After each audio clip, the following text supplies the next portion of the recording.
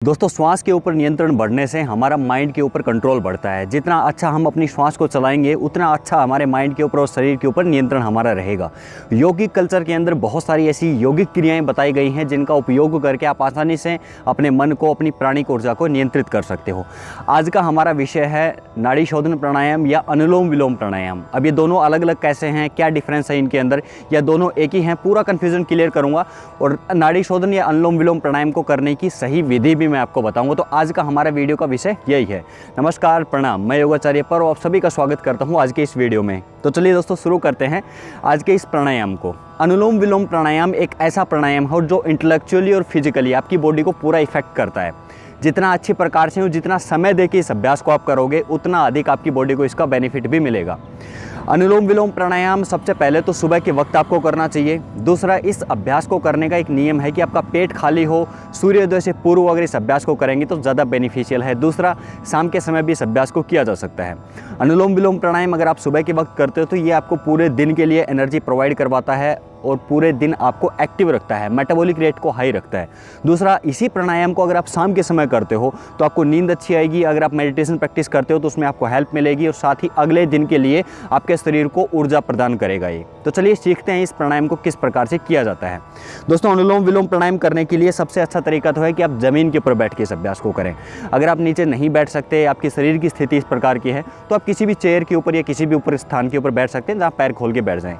बस नियम इतना है कि कमर आपकी सीधी रहे। दूसरा, आप डायरेक्ट ज़मीन के संपर्क में ना आए। तीसरी चीज़, आपका पेट खाली होना चाहिए उस समय। तो शौच आदि से निवृत्त होने के बाद ही इस अभ्यास को करना चाहिए। तो सीखते हैं अनुलोम विलोम प्राणायाम करने की विधि और अंत में बताऊंगा कि नाड़ी शोधन और अनुलोम विलोम में डिफरेंस क्या है, दोनों को अलग अलग किस प्रकार से किया जाता है। तो सबसे पहले सीखते हैं अनुलोम विलोम प्राणायाम। अनुलोम विलोम प्राणायाम करने के लिए लेफ्ट हैंड का ज्ञान मुद्रा आप लगा लोगे और दूसरे हाथ से राइट नोस्ट्रिल को बंद करना है। राइट हैंड से राइट नोस्ट्रिल को बंद करना है। लेफ्ट से इनहेल करेंगे आप।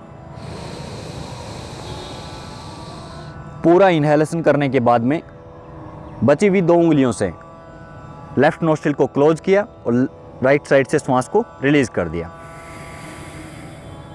फिर राइट से इनहेल किया,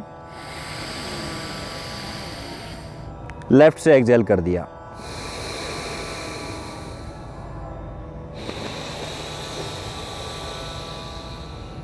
पूरा श्वास आपको अंदर तक भरना है। पूरे फेफड़े आपके पूरी तरीके से फिल होने चाहिए। इधर से आपने श्वास लिया, उसके अपोजिट साइड से श्वास को बाहर निकाल देंगे। अब जिस प्रकार से आप देख पा रहे होगे, राइट से इनहेल किया, लेफ्ट से एक्सहेल कर दिया, लेफ्ट से फिर इनहेल किया, राइट से एक्सहेल कर दिया। अल्टरनेट नोस्ट्रल ब्रीदिंग, इस अभ्यास को एक दूसरे नाम से भी जाना जाता है जिसका नाम है अल्टरनेट नोस्ट्रल ब्रीदिंग। इसमें अल्टरनेटली हम ब्रीद करते हैं। तो ये हुआ अनुलोम विलोम प्राणायाम करने की विधि।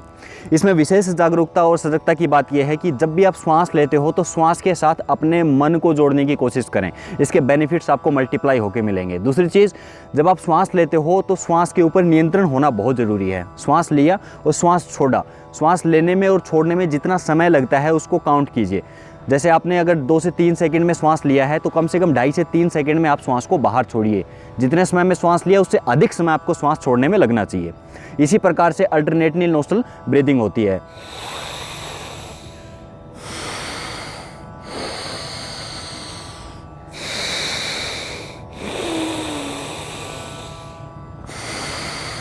इधर से लिया, इधर छोड़ दिया। यही सिंपल सा मैकेनिज्म है। कंटिन्यूसली यही एक रिदम आपकी चलती रहेगी। इसको बोला जाता है अनुलोम विलोम प्राणायाम। अब इसी के अंदर अगर आप बंद ऐड कर देते हो, श्वास के ऊपर कंट्रोल करने लगते हो या श्वास को रोकते हो, क्या कुंभक इसको बोलते हैं योग की भाषा में, अगर कुंभक भी साथ में करते हो तो इसको नाड़ी शोधन प्राणायाम बोला जाएगा। अब किस प्रकार से करना है, जैसे आपने इधर से श्वास लिया, श्वास लेके इसको रोकना है आपको। जालंधर बंद लगाना है और नीचे से मूल बंद का कॉन्ट्रैक्शन आप करोगे। यथाशक्ति आप जितनी देर रुक सकते हो उतनी देर रुका अपनी कैपेसिटी के हिसाब से। उसके बाद दूसरी साइड से श्वास को रिलीज कर दिया।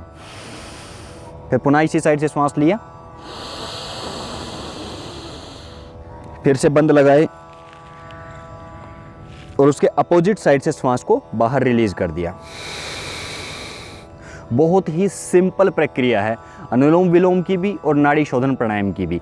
अनुलोम विलोम और नाड़ी शोधन में डिफरेंस सिर्फ इतना सा है कि इसके अंदर आप प्रत्येक श्वास के साथ में बंद लगाते हो और अनुलोम विलोम में बंद नहीं लगाए जाते। जो लोग शुरुआती अभ्यासी होते हैं, जिन्होंने अभी अभी अभ्यास शुरू किया है, उनको डायरेक्ट नाड़ी शोधन नहीं करना चाहिए। आपको सबसे पहले अनुलोम विलोम प्राणायाम से शुरू करेंगे। अब बात करते हैं कि जिस अभ्यास को कितनी देर तक करना चाहिए। इस अभ्यास को करने का सबसे सही जो टाइमिंग है वो है 5 मिनट से आप पहले स्टार्ट करें। 5 मिनट के बाद धीरे धीरे इसकी समय सीमा को आप बढ़ा सकते हैं। अगर आप बहुत इंटेलेक्चुअल वर्क करते हैं, आपका माइंड का वर्क ज़्यादा है, तो आप इसके समय सीमा को 10 मिनट तक या 15 मिनट तक भी लेके जाई जा सकती है। अगर किसी को बहुत अधिक पुराने रोग हैं, जीर्णहीन समस्याएं हैं, या फिर कोई ऐसी बीमारी है जो बहुत लंबे समय से चली आ रही है, तो उसके निराकरण के लिए इस अभ्यास को लंबे समय तक करना चाहिए। आप 5-5 मिनट के 3 लैप बना सकते हैं। 5 मिनट एक बार अभ्यास किया, फिर अन्य कोई अभ्यास कर लें आप, फिर से 5 मिनट एक अभ्यास करें, फिर से अनुलोम विलोम करें। तो इस प्रकार से आप पूरे टाइम भी काउंट कर लेंगे और आपको ज़्यादा बोरिंग भी नहीं होगी, आपका हाथ भी नहीं दुखने लगेगा। अगर राइट हैंड से वैसे तो स्टार्ट किया जाता है, अगर आपको अभ्यास करते हुए राइट हैंड दुखने लगता है तो आप दूसरा हाथ चेंज कर सकते हैं। बस नोस्ट्रल की ब्रीदिंग उसी पैटर्न के साथ में चलनी चाहिए। साथ ही दोस्तों इतना ध्यान रखें कि इस अभ्यास को कभी भी पॉल्यूटेड स्थान के ऊपर बैठ के या फिर ऐसी जगह पे जहाँ पे धूल मिट्टी के कण हो, ऐसे स्थान पे नहीं करना चाहिए। बिल्कुल शांत और एटमॉस्फेयर ऐसा हो कि खुला वातावरण हो। अगर आप घर के अंदर करते हैं तो पास में तुलसी का पौधा आप रख लें या फिर घी का एक दीपक जला लें, जो एनवायरनमेंट को प्योर कर देगा। अगर आपको बाहर ऐसा एनवायरनमेंट नहीं मिलता है तो आप अपने घर के अंदर ही करें, या फिर तालाब के पास या नदी के पास बैठ के करना सबसे बेस्ट बताया जाता है। प्राणायाम के करने का रियल बेनिफिट तब मिलता है जब आप पानी के पास या खुले एटमॉस्फेयर में बैठ के इसको करते हो।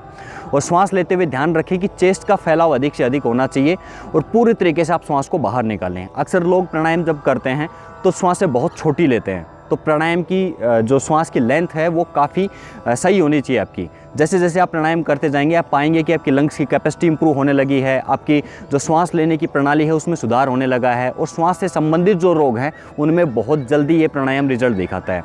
साथ ही इस प्राणायाम का डायरेक्ट इफेक्ट आपके ब्रेन के ऊपर पड़ता है। मेमोरी पावर आपकी शार्प होगी। साथ ही सोचने समझने की क्षमता, किसी भी चीज़ को इंटेलेक्चुअली आप पहले जितने अच्छे से समझते थे, आपका दिमाग जो है वो और भी बेहतर तरीके से आपका साथ देकर काम करेगा। साथ ही जिन लोगों को मूड स्विंग की प्रॉब्लम होती है, डिप्रेशन, एंग्जाइटी, छोटी छोटी बातों के ऊपर चिड़चिड़ाहट होता है, उन लोगों को ये प्राणायाम ज़रूर से करना चाहिए, क्योंकि इसका प्रभाव डायरेक्ट आपके मूड के ऊपर पड़ता है। अगर आप सुबह के वक्त मॉर्निंग के अंदर ही इस प्राणायाम को कर लेते हो तो पूरे दिन के लिए आपके पास एक ऊर्जा का भंडार रहेगा। साथ ही आपका मूड जो है वो इम्प्रूव रहेगा। वही सिचुएशंस आप जब हैंडल करोगे तो आपका मूड बहुत अच्छे तरीके से काम करेगा। तो अनुलोम विलोम प्राणायाम के बहुत सारे बेनिफिट्स। साथ ही दोस्तों ये सबसे सुटेबल प्राणायाम माना जाता है। अनुलोम विलोम प्राणायाम एक निरापद प्राणायाम भी इसको बोल सकते हैं। कोई भी व्यक्ति कर सकता है, हर किसी के लिए बेनिफिशियल है। अगर बच्चे करते हैं तो बच्चों के लिए इनके अलग बेनिफिट है, उनकी ग्रोथ के अंदर, मेंटल ग्रोथ के अंदर ये बेनिफिशियल है। साथ ही अगर बड़े लोग करते हैं, जिनकी उम्र दराज लोग करते हैं, तो उनकी हेल्थ को बनाए रखने के लिए, कार्डिक हेल्थ को बनाए रखने के लिए बहुत इंपॉर्टेंट ये रोल प्ले करता है। आपकी अगर कार्डिक हेल्थ की मैं बात करूँ, हृदय संबंधी रोगों की मैं बात करूँ, तो अनुलोम विलोम प्राणायाम सबसे बेस्ट प्राणायाम माना जाता है। आयुर्वेद में तो यहाँ तक कहा गया है कि ये त्रिदोष को संतुलित करता है। इस प्राणायाम को अगर करोगे तो आयुर्वेद में जो 3 दोष बताए गए हैं, वात, पित्त और कफ, ये तीनों को संतुलन में लेके आता है। अगर किसी भी दोष की बिगड़ने की वजह से आपको कोई समस्या हुई है तो आप इस प्राणायाम को करना शुरू करें। इससे आपको रियल बेनिफिट आपको मिलेगा। आपके तीनों दोष संतुलित होंगे, कोई भी समस्या आपको हो ये ठीक होने लगेगी। बस इतना ध्यान रखना है कि खाली पेट इसको करना है, सुबह के वक्त करना ठीक रहता है, और डायरेक्ट आप नाड़ी शोधन प्राणायाम करना शुरू ना करें। धीरे धीरे आपकी जो एनर्जी चैनल्स हैं बॉडी के वो खुलने लगेंगे। आपकी नाड़ियों के माध्यम से प्राणों का संचार शरीर के हर हिस्से तक होने लगेगा। ये मैं कह रहा हूँ कि ऑल ओवर बॉडी के लिए एक बेस्ट प्राणायाम है। आपकी लीवर, किडनी, इंटेस्टाइन, ब्रेन, आपकी स्किन रिलेटेड डिजीज़, आपकी कार्डिक हेल्थ, एवरीथिंग, हर बॉडी के हिस्से को ये इंगेज करता है, क्योंकि पूरा शरीर हमारा चलता है प्राण से, और प्राणिक ऊर्जा को बढ़ाने के लिए अनुलोम विलोम या नाड़ी शोधन, ये दोनों प्राणायाम बेस्ट हैं। वैसे तो प्राणायाम एक ही है, थोड़ा सा विधि में चेंजमेंट है, जैसा कि आपने सीखा। तो प्रारंभ में आप अनुलोम विलोम ही करेंगे, धीरे धीरे फिर जब आप अभ्यास करने लग जाओगे 1 मंथ या 2 मंथ के बाद में, उसके बाद नाड़ी शोधन प्राणायाम भी कर लेना चाहिए। जिन लोगों को हाइपरटेंशन की प्रॉब्लम रहती है, हाइड्रोसिल की प्रॉब्लम है, उन लोगों को डायरेक्ट नाड़ी शोधन प्राणायाम नहीं करना चाहिए। उनको स्टार्टिंग में अनुलोम विलोम प्राणायाम से ही प्रारंभ करें। तो आज के वीडियो में यही था, अनुलोम विलोम प्राणायाम के विषय में आपको बताना था। Anulom vilom pranayama is the best pranayama for everyone. इसको किया जा सकता है। आज की वीडियो में यही था। वीडियो को अभ्यास को करने के बाद आपका एक्सपीरियंस कैसा रहता है और नेक्स्ट वीडियो किस विषय के ऊपर आप देखना चाहेंगे, नीचे कमेंट बॉक्स में लिखें। अगर आप पहली बार आए हैं तो चैनल को सब्सक्राइब कर लें। नित्य प्रति योग और ध्यान से संबंधित ऐसे वीडियोज़ हम लाते रहते हैं। Always stay healthy, be happy. Jai Hind.